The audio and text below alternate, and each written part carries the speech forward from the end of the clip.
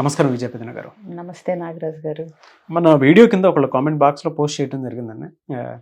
ఇంట్లో జరుగుతున్నటువంటి ఒక ఇన్సిడెంట్, దాన్ని ఏ విధంగా తీసుకోవాలనే దానికి ఆయనకే అర్థం కాలేదనమాట.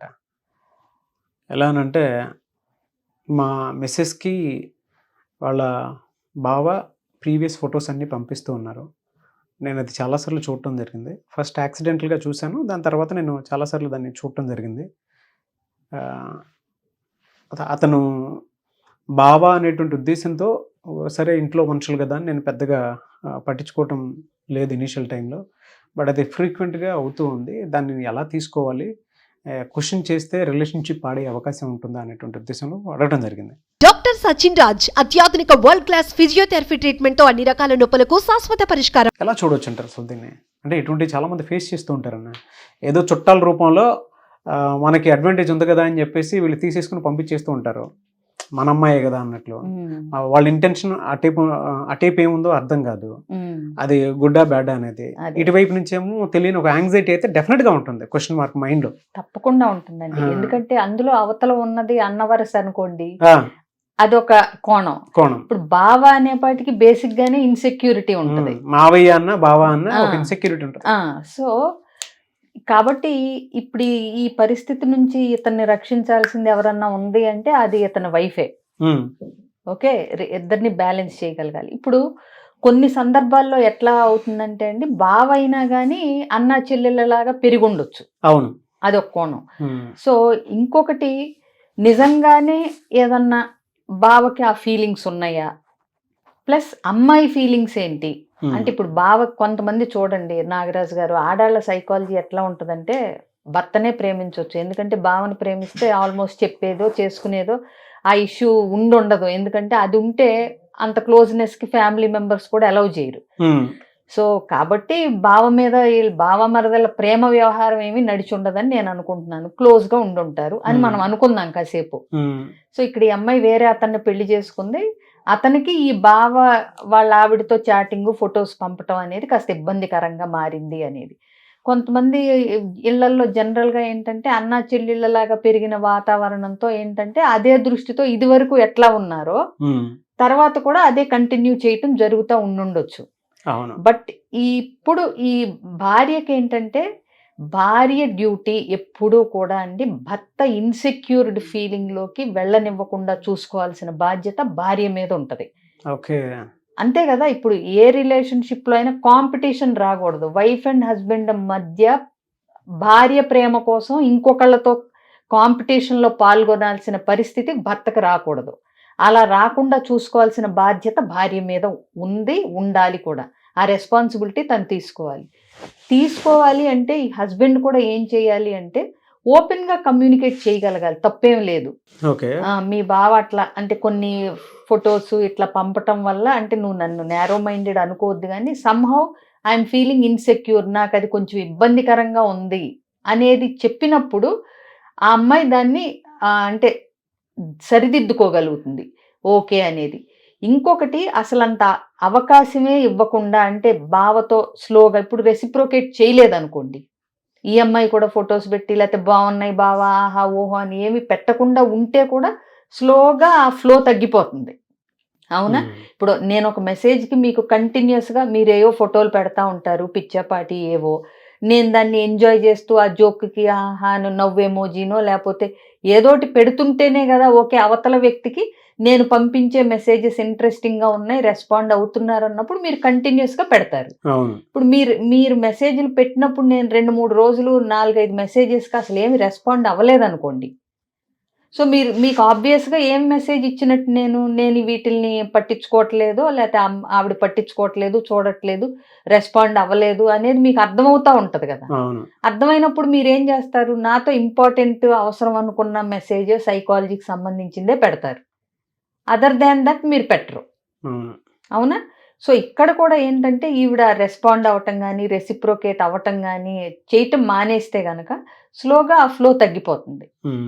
ప్లస్ ఆ భావ పొజిషన్లో ఉన్నతను కూడా ఆలోచించి పెట్టాలి. ఎందుకంటే నీకు అన్నా చెల్లెళ్ళ రిలేషన్షిప్ అని నీకు తెలుసు, వచ్చిన అతనికి నువ్వు వాళ్ళ ఆవిడికి బావవే. అవునా? అతను బావ మరదళ్ళు అనే దృష్టితోనే చూస్తాడు. మీ దృష్టిలో అన్న చెల్లెళ్ళు ఆ భావన ఉండుండొచ్చు, కానీ పైకి కనిపించే వరుస బావ మరదళ్ళు అన్నప్పుడు ఎవరైనా ఆ దృష్టితోనే చూస్తారు.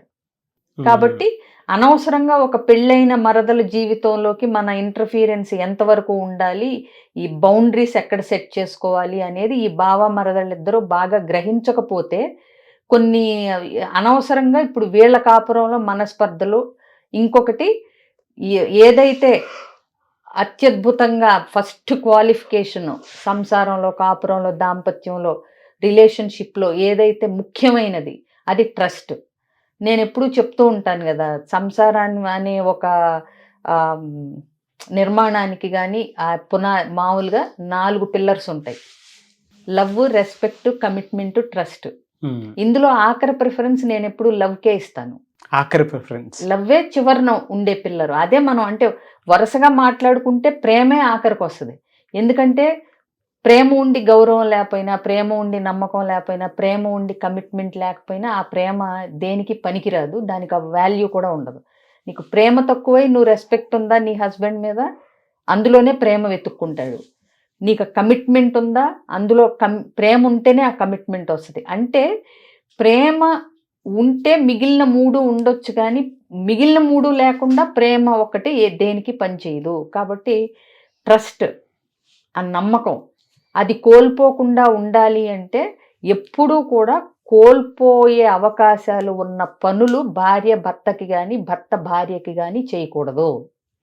అవకాశం ఉంది అని తెలిసి, అంతే తప్పితే మా బావే కదా నీకెందుకు అంత అనుమానం, చిన్నప్పటి నుంచి మేము అన్నా చెల్లెళ్ళలాగా పెరిగాం, ఈ సోదంతా అక్కర్లా.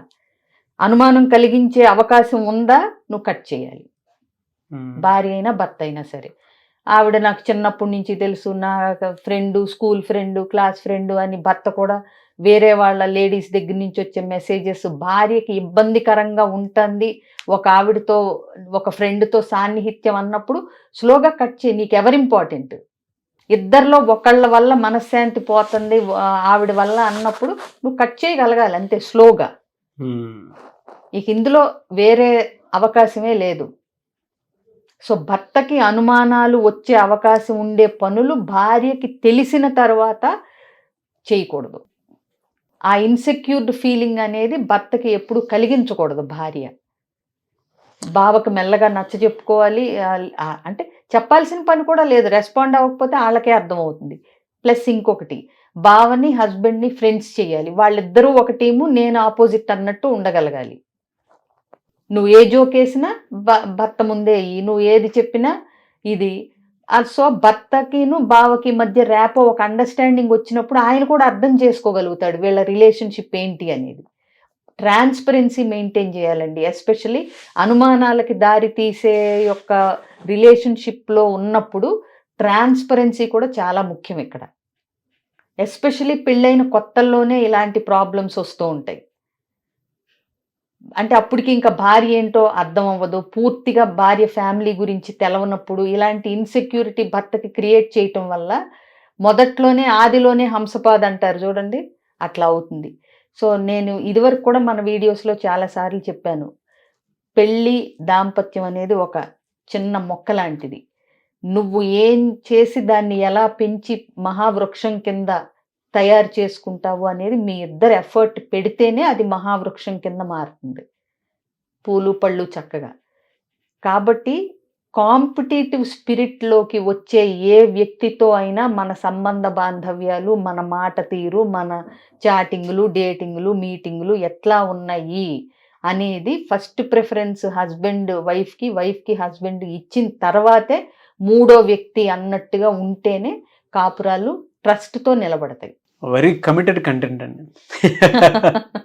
అంటే ఇందులో నో అని చెప్పడానికి ఎక్కడా లేనటువంటి విషయం.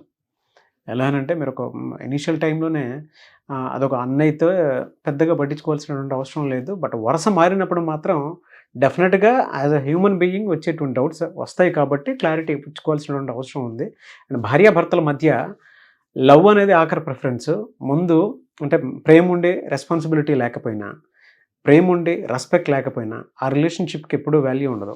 ఏదో ఉంది అంటే ఉంది అన్నట్టుగానే ఉట్టి ఉంటుంది. ప్రేమ ఏం చేసుకుంటారండి, మ్మ్. నాలుగు గీసుకోటానికి పనికిరాదు అవును, అనుకుంటారు అవును, ఇవాళ. అవును. ఎందుకంటే నువ్వు మా ఆవిడంటే నాకు చాలా ప్రేమ కానీ ఆవిడకి నచ్చింది ఏది చేయవు, మా ఆయన అంటే నాకు చాలా ప్రేమ కానీ ఆయనకి ఏమి తోడ్పాటు అందించవు, ఎందుకు మరి?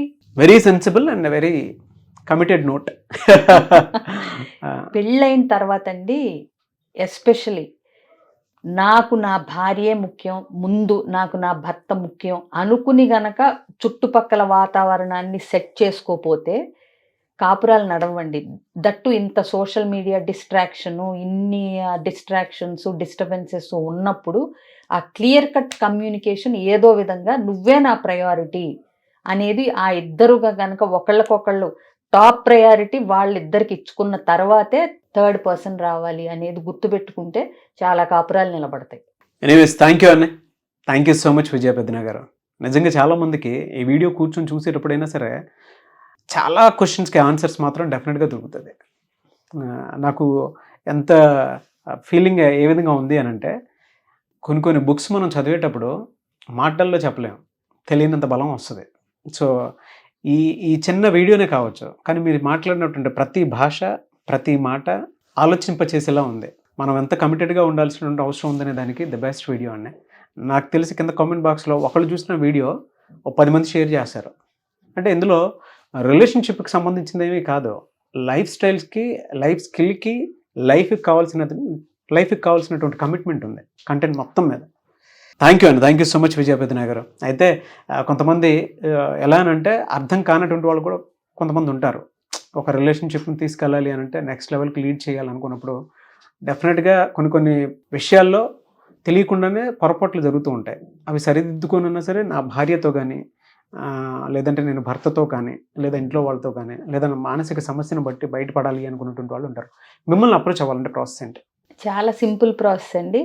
ఎలాంటి ఇబ్బందులుండి ఎలాంటి ఇష్యూస్ ఫేస్ చేస్తున్నా వాటిని ఎట్లా సాల్వ్ చేసుకోవాలి అనేది అర్థం కాని కన్ఫ్యూజన్లో ఉన్నా జస్ట్ స్క్రీన్ మీద స్క్రోల్ అవుతున్న నెంబర్ కాంటాక్ట్ చేస్తే మా టీం నా అపాయింట్మెంట్ డీటెయిల్స్ అన్నీ చెప్తారు. దాన్ని బట్టి తప్పకుండా కలవచ్చండి. థ్యాంక్ యూ అన్న, thank you so much Vijaya Peddana thank you అండి.